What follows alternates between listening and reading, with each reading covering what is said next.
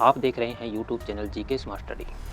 चलिए क्लास शुरू करते हैं। यह की कहानी है उस सफर की जब इंसान शिकारी और भोजन संग्रहकर्ता से किसान बना और छोटे छोटे गांव बसाने लगा।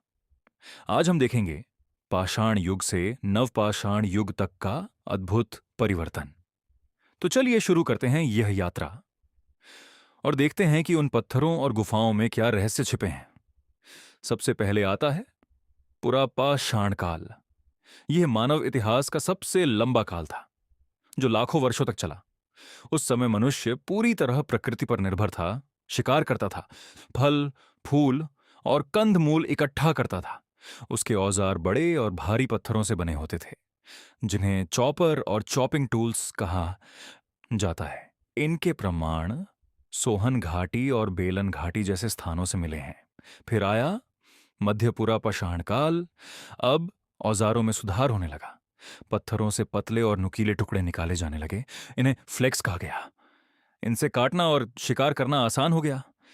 ऐसे औजारों के प्रमाण नर्मदा घाटी में मिले हैं। इसके बाद आया उत्तर पुरापाषाण काल। अब आधुनिक मानव होमोसेपियंस धरती पर आ चुका था। औजार और बेहतर हो गए, पतली धार वाले ब्लेड बनने लगे। इसी काल की पहचान है भीमबेटका गुफाएं, जहां की शैलचित्र उस समय के जीवन की झलक दिखाते हैं। फिर मौसम बदला, धरती गर्म हुई और शुरू हुआ मध्यपाषाण काल। इस काल की सबसे बड़ी पहचान थी माइक्रोलिथ्स।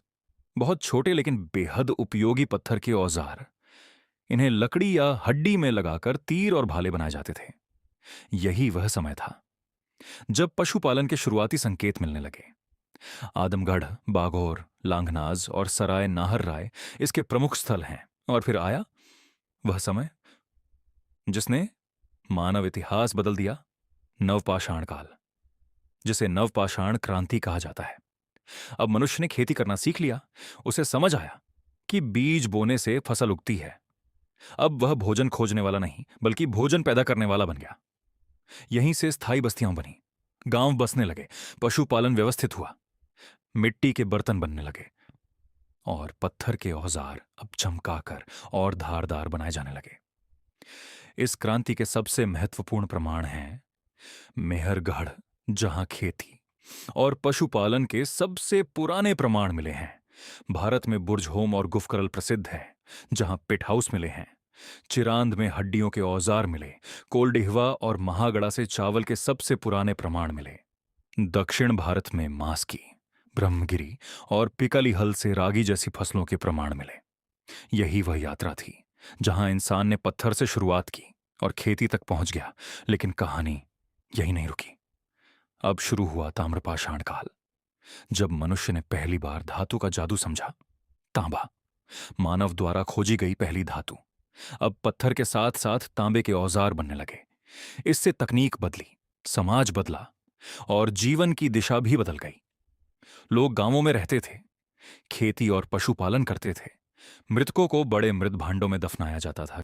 और फिर जन्म हुआ भारत की पहली शहरी सभ्यता का, सिंधु घाटी सभ्यता। एक ऐसी सभ्यता जिसकी सड़कें सीधी थीं, जो समकोण पर मिलती थीं, जिसकी नालियां ढकी हुई थीं और जिसकी नगर योजना आज भी दुनिया को चकित करती है।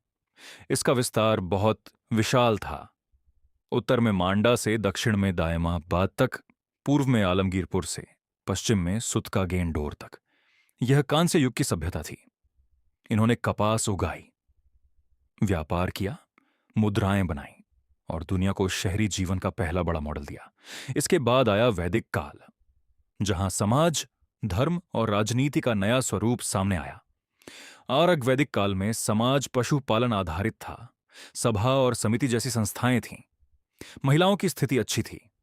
लेकिन उत्तर वैदिक काल में लौह का उपयोग शुरू हुआ, कृषि बढ़ी, राज्य बने और समाज अधिक संगठित तथा जटिल हो गया।